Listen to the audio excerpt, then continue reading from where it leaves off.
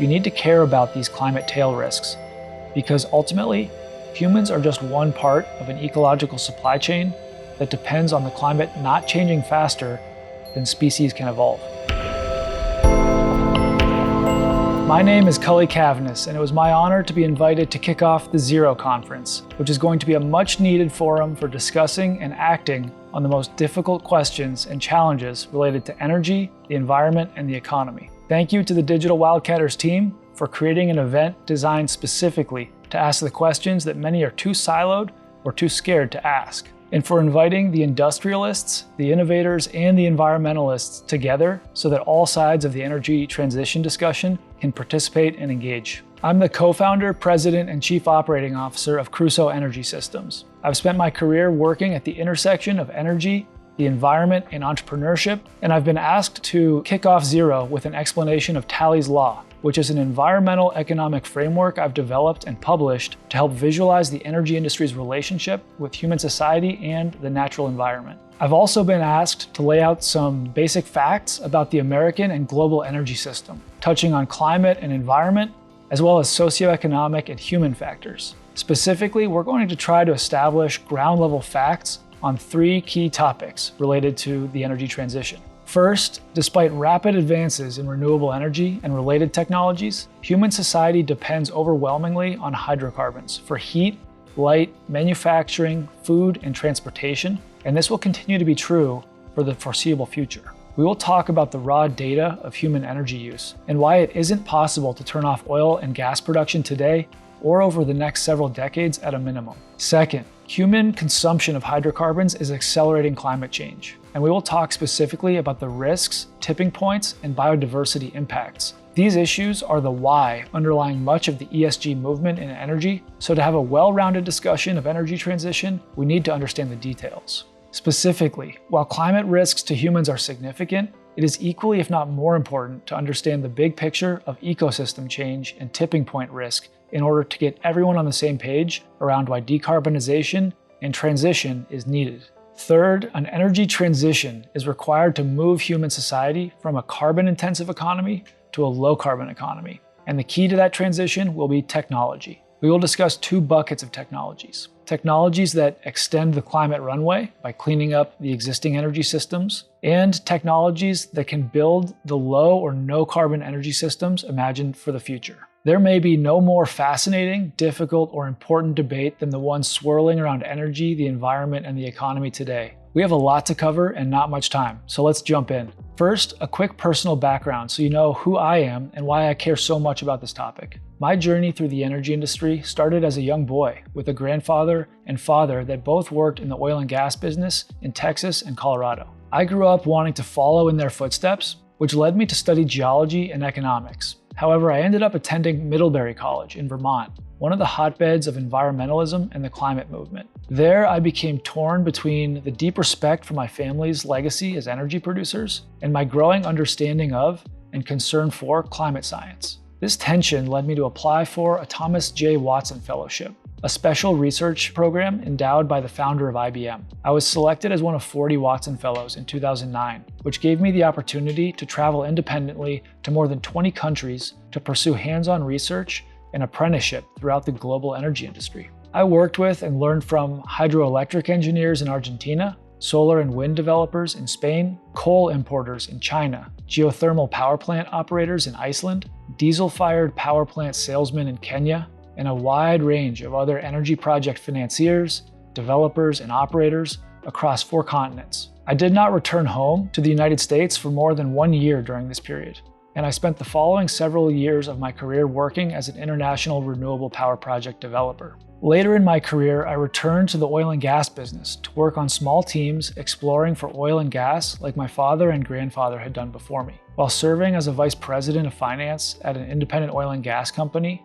drilling wells in Colorado, I experienced the thrill of striking oil in multiple exploratory shale wells, followed by a sense of deep emotional distress as I watched the natural gas byproducts of those wells go to flare, meaning the gas was burned wastefully in the air. That experience and the resulting moral and emotional tension I felt ultimately led me to co-found Crusoe Energy Systems to solve the problem of flaring, with a view that for as long as human society needs oil, We should produce that oil with the least possible waste, methane, emissions, and flaring. We will circle back to flaring and Crusoe later when we talk about technologies that help to clean up the existing energy system, but for now I share this personal background only to illustrate how the tension between energy, the environment, and economics has touched my career and why I care very deeply about the conversations we'll be having today. Talley's Law is the output of that career experience I just described, and some of the most important inputs were my early travels throughout the global energy industry as a Watson Fellow. Let's consider two countries and their very different energy systems. In 2010, I spent 3 months in Iceland, a country that produces essentially 100% of its electricity from renewable power sources. Iceland is a wealthy European country with a low population of only about 300,000 people and a stunning array of natural resources, specifically geothermal and hydroelectric. Environmental standards and quality in Iceland are among the highest in the world, and energy prices are extremely low. Later in 2010, I traveled to China, where I lived for about 5 months.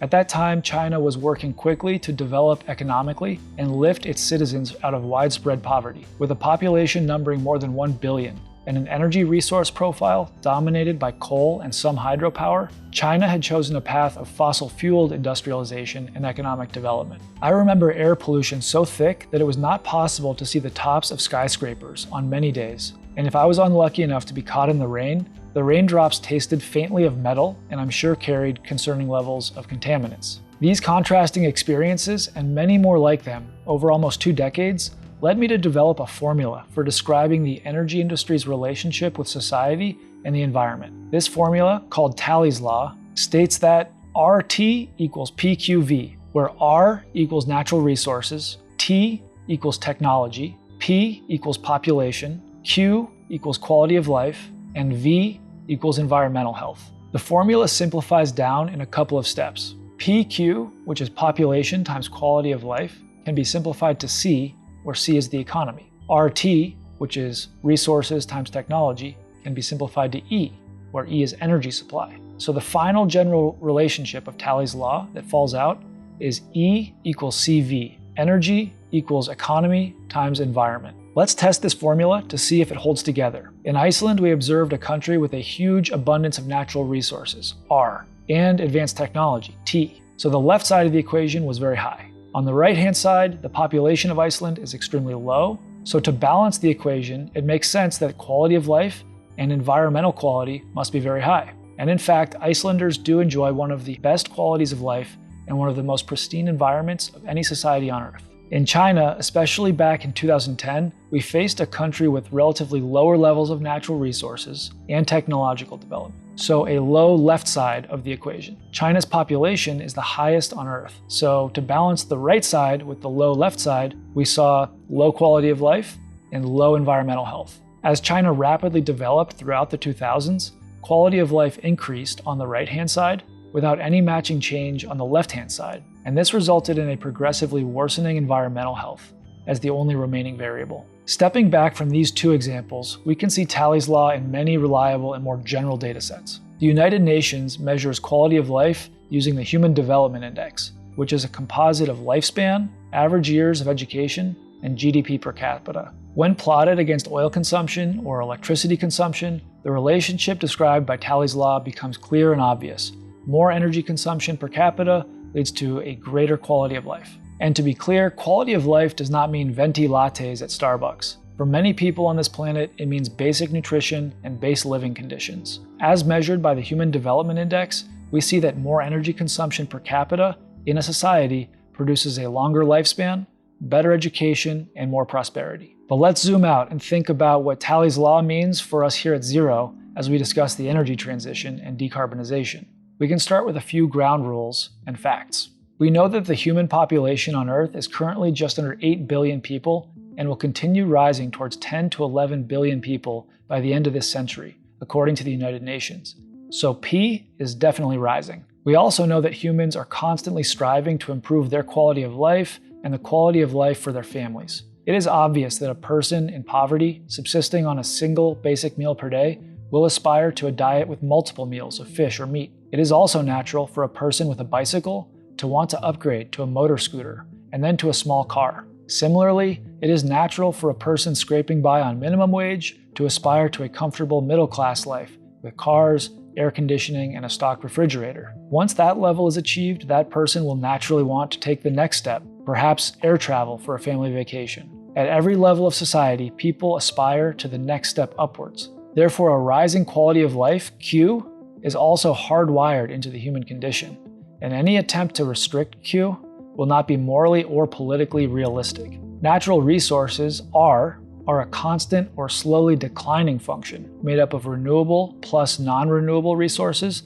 minus depletion. So resources are constant or declining, and population and quality of life are rising quickly. That leaves us only with technology on the left and environmental health on the right as the remaining variables.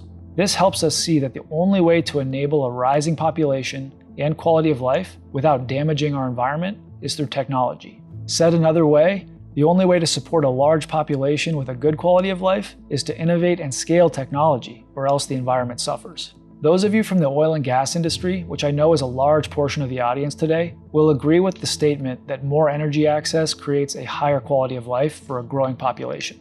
Quality of life, after all, has been the great value delivered to society by the oil and gas industry for more than a century. Overwhelmingly, our heat, light, food, manufacturing, and mobility are provided by hydrocarbons. Oil is the single largest source of primary energy used by humans on a global basis. Although renewables are growing quickly, they remain a low single-digit percentage contributor to global energy supplies. Specifically, solar power provides about 1.3% of global energy as of 2020, and wind supplies another 2.5%. All renewables combined provide less than 5% of total global primary energy today. And the reality is that global energy demand is growing faster than renewables, meaning that fossil fuel production is rising to make up the difference. According to the United States' Energy Information Administration, oil production will continue rising through at least 2050. In fact, even the EIA's lowest projections for global growth show human consumption of oil continuing to rise through 2050. In the higher growth scenarios, liquid fuel consumption rises by about 60% from 2020 to 2050. With a rate of growth that is accelerating, not decelerating by mid-century. One example of our dependence on oil was the COVID-19 crisis. The 2020 COVID lockdowns, which shut down most travel and severely restricted economic activity, reduced global oil consumption by about 8.1 million barrels per day compared to the prior year. That's a change of less than 10%. This should inform us on the difficulty of leaving it in the ground. If the worst economic and human health crisis of a generation is associated with a less than 10% reduction of oil consumption, then we have a good frame of reference for considering the impact of any reductions or restrictions on oil production. This will be true until oil demand declines materially, which, as we have just seen, is not likely for at least several decades. Why is demand for oil so persistent? Virtually 100% of air travel is fueled with kerosene-type jet fuel made from oil. Basically 100% of oceanic freight is fueled by diesel fuels made from oil. 100% of long-haul trucking is fueled with diesel or gasoline made from oil. And long-distance trains also run almost entirely on diesel. Passenger vehicles, despite the advent of electric vehicles, EVs, are still almost entirely fueled by gasoline and diesel. Specifically, less than 1% of the cars, trucks, and SUVs in the United States are electric. With 17 million new cars, trucks, and SUVs manufactured annually just in the US, even under the most aggressive projections for EV adoption, the majority of vehicles in the US and the world will be liquid-fueled by mid-century. The transition to EVs is likely to take even longer in developing countries and for airplanes, ships, trains, and other long or heavy-haul applications. The simple fact is that human society will continue to depend on oil for a long time, and oil will continue to be one of, if not the largest source of human energy, quality of life, and prosperity for decades. That is our first ground rule. Now, in the Xero Conference's spirit of taking on the difficult, polarizing, and sensitive subjects around energy, let's talk about the climate and environmental impact of fossil fuel use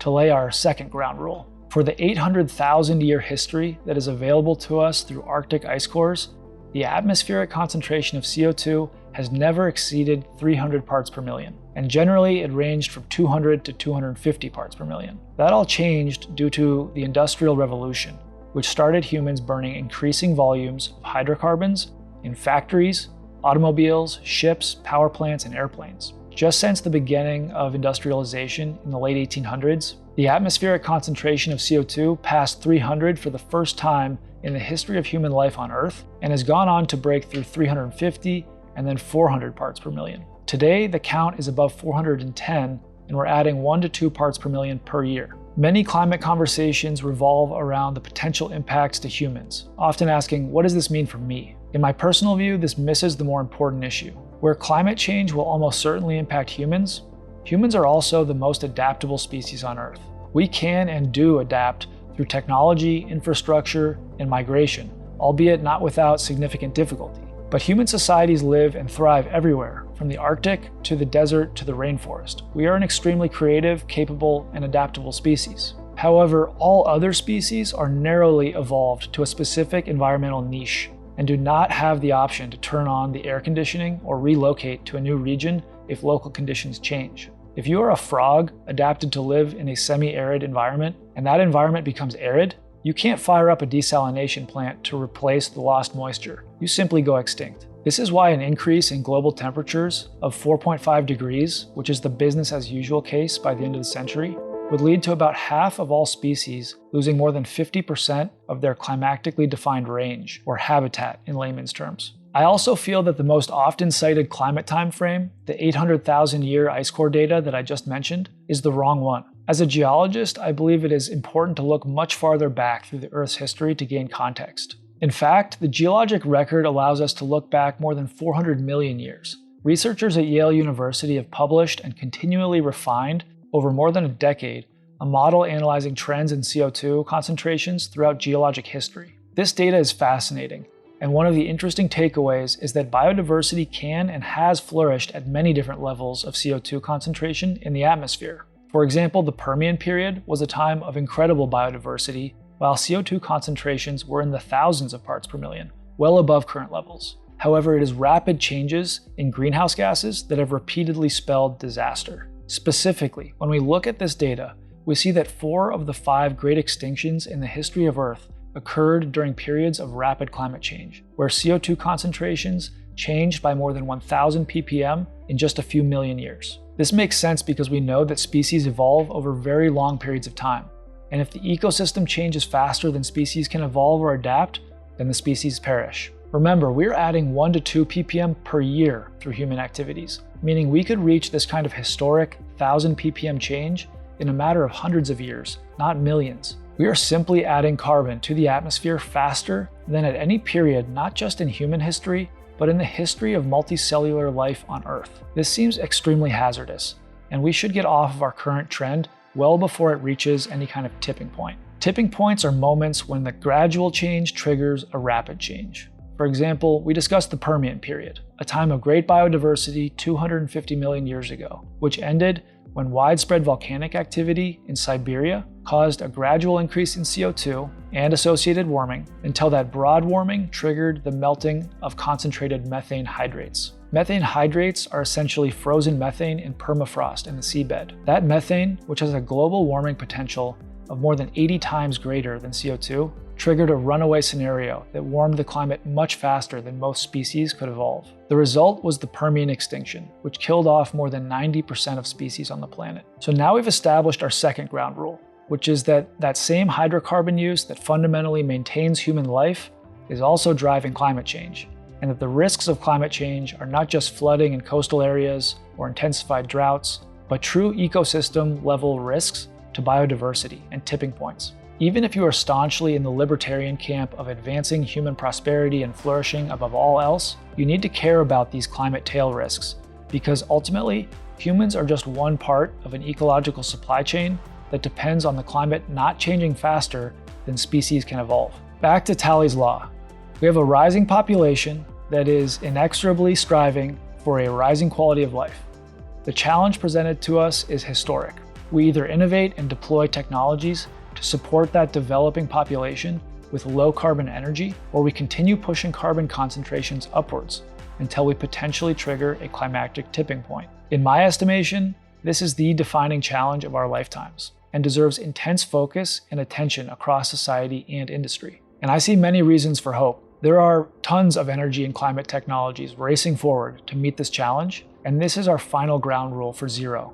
which is that technology is the solution to the challenge of the energy transition. All of the participants at Xero here today are here because you believe that innovation and scaling of energy and climate technologies is possible. Broadly, we'll be working on two categories of technologies: those that help to clean up the existing energy system, which we can call extending the climate runway technologies, and a second group building a carbon-free or carbon-reducing future. To use the airplane metaphor again, we can call these the climate takeoff technologies. The Xero Conference is going to explore many of those technologies in depth. Crusoe, the company that I co-founded to eliminate flaring, operates in both of these technology buckets. First, we help to clean up the existing energy system. Globally, we flare more than 10 billion cubic feet of natural gas every day, often with incomplete combustion of methane. This is not only a huge waste of energy, but as we've discussed, methane is a super potent greenhouse gas. Crusoe deploys modular systems that achieve 99.89% combustion efficiency of methane, then use that otherwise wasted energy to power modular data centers right at the well pad, thereby solving the infrastructure constraint problems that often cause stranded gas and flaring in the first place. By fully combusting methane, digital flare mitigation reduces CO2 equivalent emissions by an estimated 63% compared to flaring. Going forward, we are also working to deploy projects that create economic incentives to accelerate more renewable energy onto the grid and allow for greater grid stability even as higher proportions of power come from intermittent renewable sources. Because we can turn on and off our Bitcoin mining data centers in response to power supplies, Crusoe's operations can help to smooth and balance the supply and demand of renewable power on the grid. For example, during periods of high demand in the evening when the wind is not blowing. But Crusoe is just one of many technologies extending the climate runway or achieving climate takeoff. Every pathway to a 1.5 degree warming goal proposed by the IPCC includes some combination of significantly increasing carbon capture and sequestration, renewable power generation, nuclear power generation, methane detection and capture, and coal to gas switching, which can be enabled globally by American LNG. Efficiency, monitoring, measurement, and carbon accounting technologies also have a huge role to play. Infrastructure, especially electrical and carbon related, will be developed and scaled. And we will need business model innovation, financing innovation, and innovations in environmental crediting to appropriately price carbon and attract the capital required to scale climate-aligned technologies and infrastructure. The oil and gas industry will also play a pivotal role in all of this. And in fact, many of the world's largest oil producers are now also the world's largest renewable power producers and carbon sequestration developers. Interestingly, most of the 1.5 degree pathways developed by the United Nations show a significant portion of the world's energy continuing to come from oil and gas in 2030 and through 2050, albeit coupled with carbon reducing or removing technologies. The IPCC pathway models show that there is a way forward, and that path consists of innovating and scaling climate-aligned technologies. In the meantime, we will continue to meet the world's energy demands through hydrocarbons, with an emphasis on producing and consuming those hydrocarbons as efficiently as possible until a new energy system is actually ready to shoulder the load. You are here today at this event because you also see this path forward for the energy transition and want to be a part of it. This should be a fascinating conversation, and hopefully I've been able to set the stage for why this challenge is so hard, why it is so important, and why it is possible. Enjoy the show, and thank you all for being here.